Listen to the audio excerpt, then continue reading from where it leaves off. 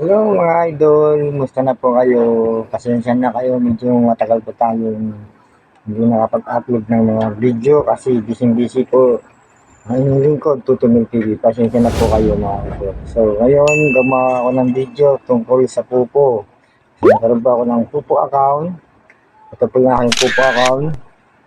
Ah, nakapag-withdraw na ako ng ilang beses dyan mga idol. So tuturo ko sa inyo kasi iba karamihan nag-withdraw dahil papunta lang sa GCash. Ako dumadaan ako ng Binance to GCash. Ituturo ko sa inyo kung paano mag-withdraw sa Popo na gamit ang USTD at USDT papuntang Binance then papuntang GCash. So bago po ang lahat ay shout out muna kay Agent Wing. Yun po ang aming agent, kay Admin Cassie, kay Admin Doc at kay Admin Gian. So yan, yun ko shout out din sa uh, Ubas Apple Family. Yan. Lahat po sina Trace, sina uh, S8, at marami pang iba dyan. Pasok po kayo sa aming pupo. Ibigay ko po yung link dyan sa baba sa description. Pati yung ID ko para makapasok po sa aming pupo. So, bago din na natin pagkatagal ito mga idol. Umpisa na natin ang paggamit ng USDT to Binance to GCash. Mag-video tayo sa pupo. So, tara na mga idol.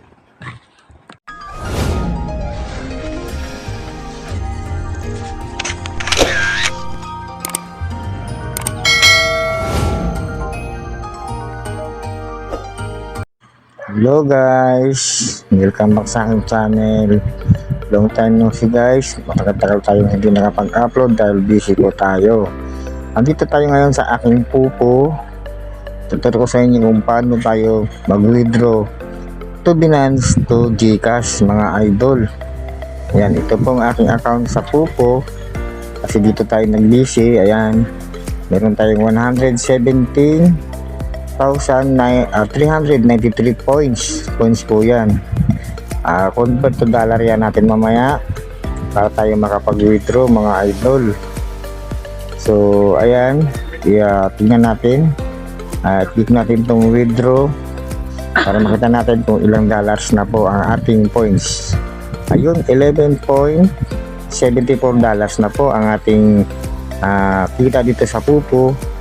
Pwede na po natin siyang i-withdraw mga idol. So, nakikita nyo, pwede na po natin siyang i-withdraw. Muna natin gagawin mga idol, pakita ko muna sa inyo ang aking GCash. Baka sabihin nyo, may laman na itong aking GCash. Kaya punta tayo sa ating GCash. Ikot itong GCash mga idol.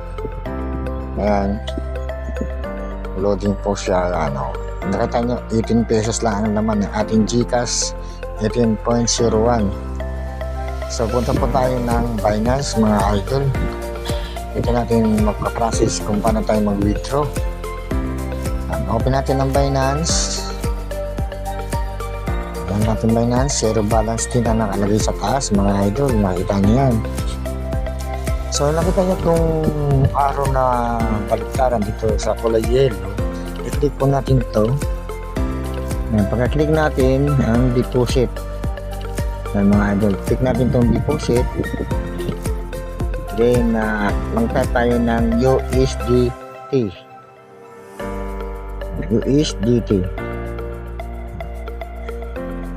Type natin USDT, lalabas na agad yung USDT idol. Ayan o, i-click natin itong USDT. Pagka-click po natin yan, i-click natin yung Tron PRC20. Yan. Yan natin kukunin yung address. Yan. Yung nakikita nyo, idol, yung ating address. Ayan. Yan. Sa baba may nakalagay na save and share address. Pero huwag nyo isi-share po yan. Kaka-copy paste po natin. I-click po natin itong sa gilid na ito, itong sa kanan, para maka-copy paste po natin. Ayun. Okay. So, balik tayo dun sa pupo. Para mailagay natin yung kanyang address. Dito sa pupo may USDT yan. Click po natin itong view. Tapos tanggalin na natin yung dati yung nakalagay na siya. Pero pakita ko po sa inyo kung paano natin i-paste. Yan, i-push po natin yun dyan. Then, submit. Yan, mga idol. Click natin itong submit. Yan, okay. Pwede na natin siyang i-withdraw. So, bago natin siya i-withdraw, pakita ko muna sa inyo yung Binance para maniwala kayo na zero balance pa tayo sa Binance. So, i-back muna natin yung sa menu. Ayan, nakita nyo, zero pa yung ating Binance, zero balance po yun.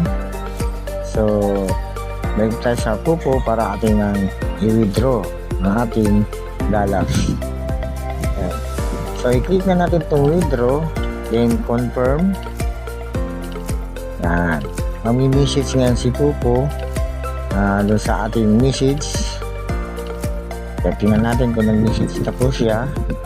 Back po tayo sa ating ganun, minakita po kayong kulay red sa baba sa message at ang ating points ay zero balance na rin. So i-click natin itong message para makita natin ang kanyang message sa withdrawal notice. Yan, i-click lang natin itong checks for details. Check natin, hindi checks. So ayan po, 11.56 nalagay. Yan yung pangalawang message niya, ito sa baba. Click natin itong checks for detail ulit. Yan. Ayan po ang ating mag-withdraw. So pupunta na pa tayo ng Binance. Ayan, doon po natin antayin ang kanyang pagdating ng ating pera sa Binance. So lipat tayo sa Binance mga idol. Ayan, zero balance na ating coins. Back ko lang to, then lipat tayo sa Binance. Ayan, binabak ko lang aking Pupo. Ayan, dito tayo sa Binance, antayin natin mag-message ang ating Binance. Yan, wala pa, hindi pa siya dumarating, zero pa rin ang ating withdrawal. So maya ayun, USDT deposit processing, ibig sabihin pinaprocess na po ng USDT. So meron pang isang message po yan darating po para makapasok na yun, USDT deposit successfully. Ayun, kita nyo 11.54 ang ating deposit dito sa Binance. So paano natin siya makukuha? Papunta naman sa GCash mga idol. So pakikita ko sa inyo yung GCash, yung laman ng GCash ko. Nakita nyo kanina magkano lang laman nun. I-click natin sa baba, then i-click natin tong sell. Pag-click ng sell, i-click nyo lang tong 100%. Ayan sa dulo. Ayan, para lahat ng withdraw natin. Pwede rin siyang 78. Gusto nyo, huwag nyo muna ubusin. Pero sa ganda, kunin nyo na lahat. 100%. Then i-click lang natin itong sell. Ayan. Dito sa sell, nakakulik na tayo sa GCash. Pwede rin sa bank account nyo o sa akin sa GCash. Ayan o. Then i-click lang natin itong confirm mga idol. Ano, click natin itong confirm para maka-withdraw lang tayo papunta sa GCash. Ayan, pinaprocess pa ng Binance. Then ayan, bayar na agad tayo mga idol. Click natin itong yellow sa taas, then may message na yung bumili ng ating dollar. Nakikita nyo, ayan siya, sending payment, kindly wait. Yung OTP you ever send money sa atin na. Okay, reply natin kahit okay. Pwede nyo rin hindi reply, mas maganda pero reply nyo na rin. Yan, okay. Yan, send natin siya ng, reply natin siya ng okay para ma-issue na ang ating pera. Siya pa yung bibili niyang ating dollars mga idol. Ayun o, nag-send na po siya ng payment. Ayan yung kanyang resibo mga idol. Ikot natin, yan. Nagbigay siya ng 645 point. So, punta tayo sa GCash. Ayan. Okay, mag-log out muna tayo kasi ganyan ang ating pera kanina. natin login ulit. Ayan. Dito lang po mag-withdraw ng pera. Ayan o, 663 po ang kanyang binayad sa atin. Pakita ko sa inyo ang ating transaction expression notification. Ayan po. Okay. So, nakuha na po natin ang kanyang pagbili sa ating dollars, mga idol. Ganun lang po. Ayan, nakuha natin. Nasa Gcash na po natin yung pera. So, ganun lang po ang pag-withdraw muna sa Pupo. So, direct po tayo sa Binance. At ito ay magpasalamat tayo. Thanks, I'm receiving. Okay. And then, back tayo. I-share natin ito sa taas para confirm natin ang kanyang pagbayad. Ayan o. I-click lang natin itong payment receiver sa baba. Kasi pag hindi mo na-click yan, hindi tayo makaka-release ng pera dito sa kanya. Okay, click natin. Then i-click po natin itong sa baba. Ito yung nakalagay na I have with confirm. Confirm lang po yan. Okay, yan. Successful na po ang ating bili niya ng ating dollars, mga idol. So, back ulit tayo. Back lang ng back yan. And back ulit sa taas. Yan.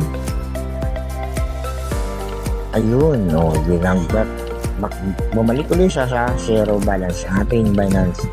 So, log out na po tayo dito, mga idol. Ganun lang po ang withdraw mula sa Pupo papuntang Binance at papuntang Gcash. Ayan. Meron na po tayong 663.30 mga idol. So, ganun lang po ang pag-withdraw, mga idol. So, maraming salamat sa inyong panonood at sana may natutunan naman kayo sa aking tutorial dito sa YouTube channel. So, thank you very much sa inyong panonood. See you next vlog, mga idol. At huwag nyo kalimutan mag-follow dito sa aking profile dito sa Pupo. Yan po, admin po ako dyan. So, basta admin mail ang aking profile. See you. Bye-bye!